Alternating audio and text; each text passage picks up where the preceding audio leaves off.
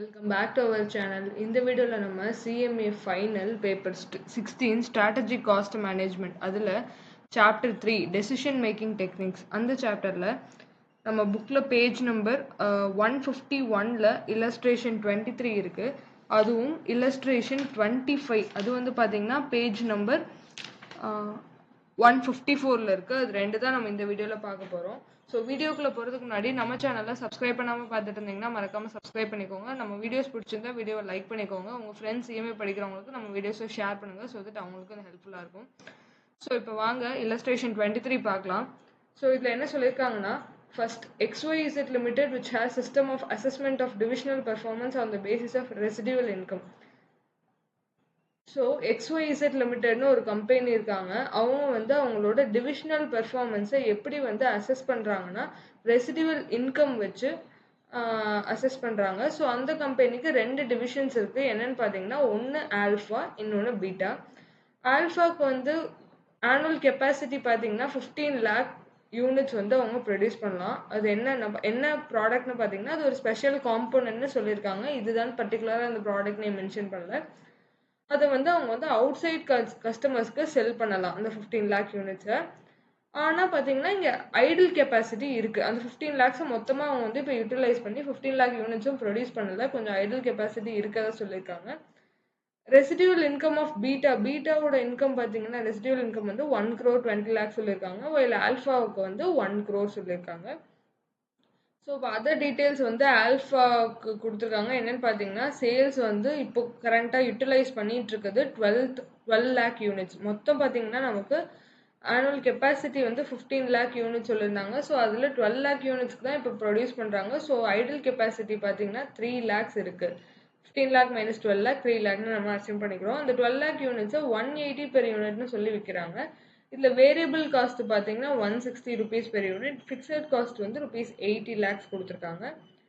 So next பாருங்க capital employed. இதுக்காக அவங்க இன்வெஸ்ட் பண்ணது பார்த்தீங்கன்னா 7 crores and 50 lakhs.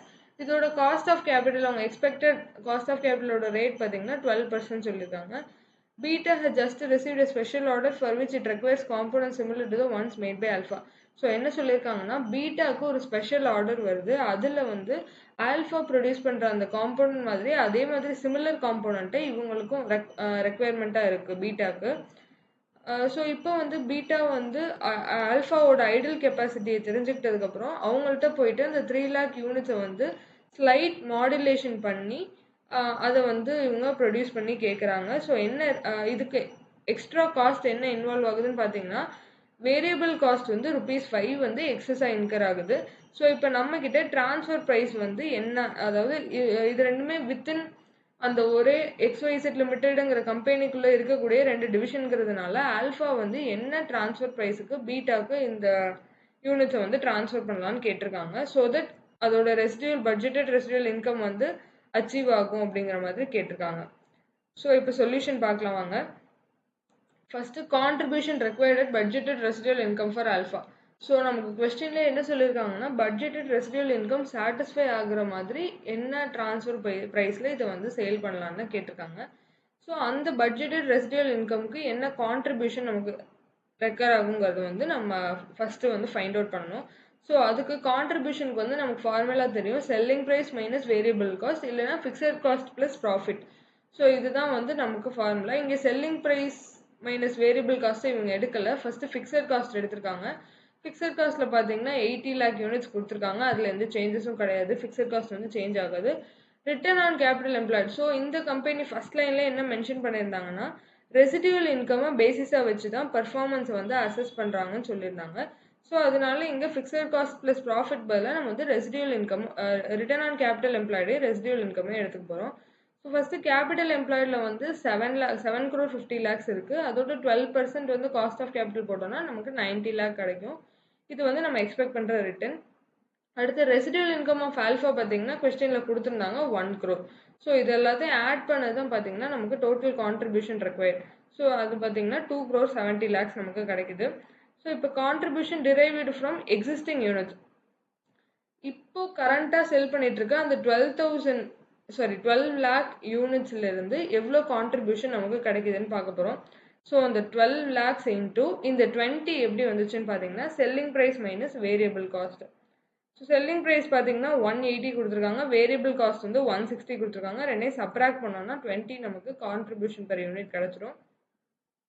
ஸோ அதுதான் இங்கே 20 மல்டிப்ளை பண்ணி 2 crores and 40 lakhs வந்து கரண்ட்டாக அவங்க 12 lakhs சேல் பண்ணுறதுலேருந்து அவங்களுக்கு கிடைக்கிற கான்ட்ரிபியூஷனாக இந்த வேல்யூ தான் சொல்லியிருக்காங்க.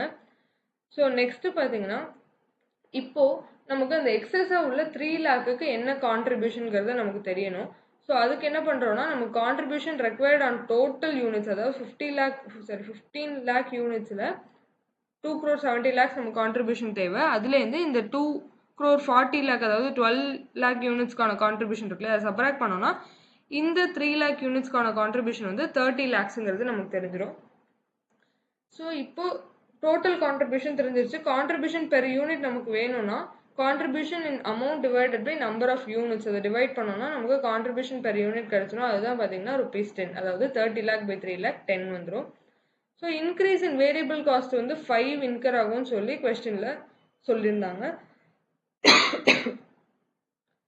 ஸோ இப்போ நமக்கு டோட்டல் ட்ரான்ஸ்ஃபர் ப்ரைஸ் பார்த்தீங்கன்னா ஆல்ரெடி இருக்கக்கூடிய வேரியபிள் காஸ்ட், அதாவது கொஸ்டினில் கொடுத்துருக்காங்களே 160, ஆல்ரெடி இருக்கக்கூடிய வேரியபிள் காஸ்ட் 160 ப்ளஸ் இப்போ ஒரு வேரியபிள் காஸ்ட் ₹5 எக்ஸஸாக இன்கர் ஆகுதுன்னு சொல்லியிருக்காங்க அது, ப்ளஸ் இந்த 3 lakh யூனிட்ஸ்க்கான கான்ட்ரிபியூஷன் பார்த்தீங்கன்னா 10. ஸோ இந்த 3 வேல்யூவை ஆட் பண்ணும்போது நமக்கு ட்ரான்ஸ்ஃபர் ப்ரைஸ் வந்து ₹175 பெர் யூனிட்டுங்கிறது கிடச்சிரும். ஸோ இதுதான் இந்த ப்ராப்ளமில் கேட்டிருக்காங்க. இவ்வளோ தான் இந்த ப்ராப்ளம். இப்போ நம்ம இல்லஸ்ட்ரேஷன் 25 பார்க்கலாம்.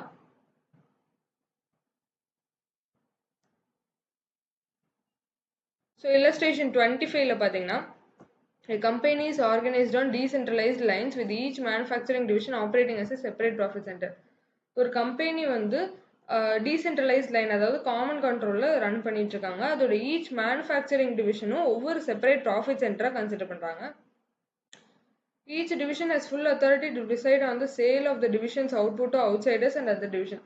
ஒவ்வொரு டிவிஷனுக்கும் அவங்க கிட்ட தான் கண்ட்ரோல் இருக்கு. அந்த டிவிஷன் வந்து மேனுஃபேக்சர் பண்ணுற யூனிட்ஸை அவுட்சைடர்ஸ்க்கு வந்து செல் பண்ணலாமா இல்லை other divisions within the same கம்பெனிக்கு செல் பண்ணலாமாங்கிற டிசிஷன் வந்து அவங்களே எடுத்துக்கலாம். அத்தாரிட்டி அதுக்கு அவங்கள்ட்ட இருக்கு.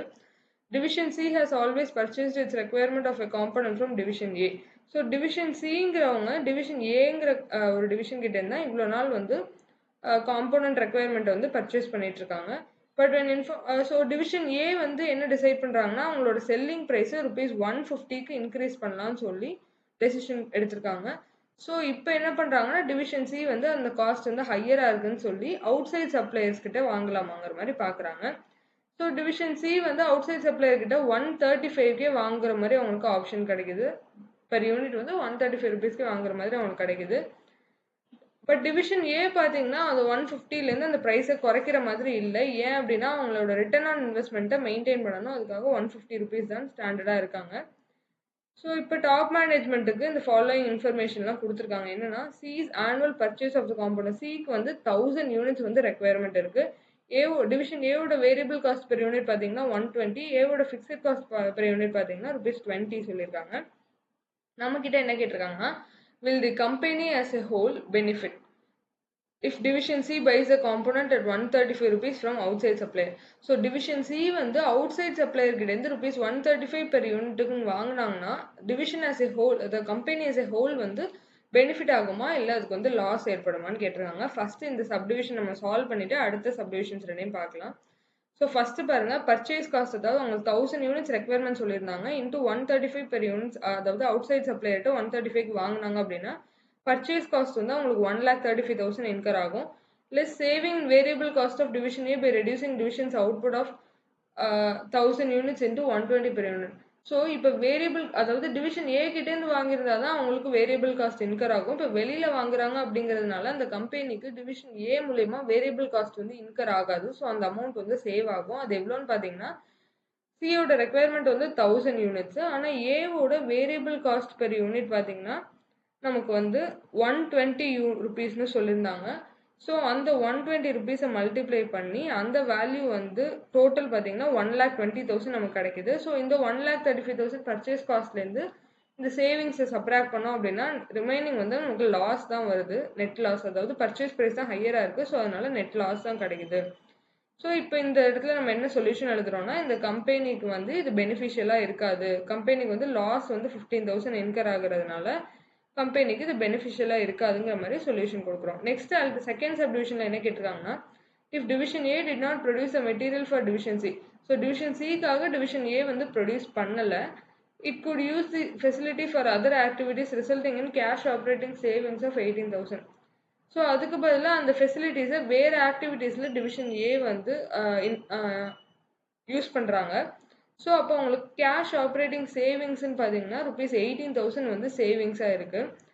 ஸோ இப்போ வந்து டிவிஷன் சி வந்து அவுட் சைட் சோர்சஸ்லேருந்து ₹135க்கு பர்ச்சேஸ் பண்ணால் இந்த கம்பெனிக்கு என்ன நெட் ரிசல்ட் கிடைக்கும், கெயினா லாஸா அப்படின்னு கேட்டிருக்காங்க. ஸோ செகண்ட் சப்டிவிஷனோட ஆன்சர் பாருங்கள். அதே மாதிரி ஃபர்ஸ்ட் பர்ச்சேஸ் காஸ்ட் வந்து 1,35,000 போட்டுக்கிறோம். லெஸ் சேவிங்ஸ் இன் வேரியபிள் காஸ்ட் எப்படி இருந்தாலுமே இன்கர் ஆகும். ஏன்னா வந்து டிவிஷன் ஏலேருந்து பர்ச்சேஸ் பண்ணியிருந்தா தான் அந்த கம்பெனிக்கு வந்து வேரியபிள் காஸ்ட் இன்கர் ஆகும். ஸோ வெளியில் பர்ச்சேஸ் பண்ணதுனால அந்த வேரியபிள் காஸ்ட் வந்து சேவிங்ஸாக தான் கன்சிடர் பண்ணுவோம். ஸோ அது வந்து ஒரு 1,20,000 ப்ளஸ் ஆப்ரேட்டிங் சேவிங்ஸ் எக்ஸஸாக வந்து வேறு ஆக்டிவிட்டியில் டிவிஷன் ஏ வந்து அந்த இதெல்லாம் யூட்டிலைஸ் பண்ணுறதுனால உங்களுக்கு சேவிங்ஸ் வந்து 18,000 வருதுன்னு சொல்லியிருக்காங்க. ஸோ அதையும் சப்ட்ராக்ட் பண்ணுறோம். இப்போ இது ரெண்டையும் ஆட் பண்ணி தான் 1,38,000 போட்டிருக்காங்க. 1,35,000 பர்ச்சேஸ் காஸ்ட்லேருந்து இந்த 1,38,000 சேவிங்ஸ் சப்ட்ராக்ட் பண்ணோம்னா நமக்கு வந்து கெயின் வந்து 3,000 கிடைக்குது.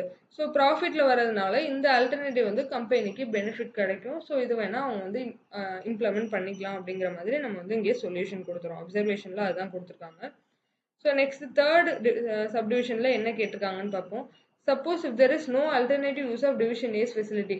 ஸோ டிவிஷன் ஏஸ் ஃபெசிலிட்டியை வேறு எதுக்காகவும் யூஸ் பண்ண முடியாது அப்படிங்கிற நிலைமையில and market price per unit of the component drops by 20.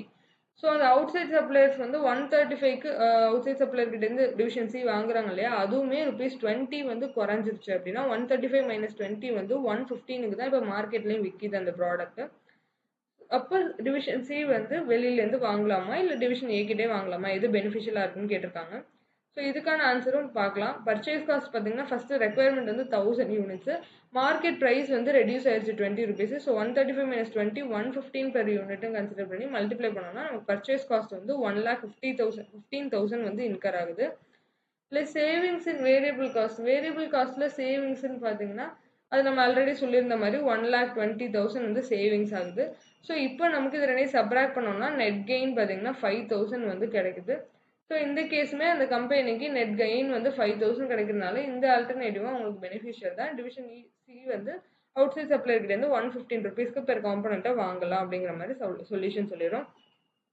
So இந்த 2 ப்ராப்ளம் இவ்வளோ தான். இதில் ஏதாவது டவுட்ஸ் இருந்தால் கமெண்ட் செக்ஷனில் மென்ஷன் பண்ணுங்கள். நான் அடுத்த வீடியோவில் உங்களுக்கு அதை கிளாரிஃபை பண்ணுறேன். அடுத்த வீடியோவில் இன்னொரு இன்ட்ரெஸ்டிங் டாப்பிக்கோட மீட் பண்ணலாம். Until then thank you.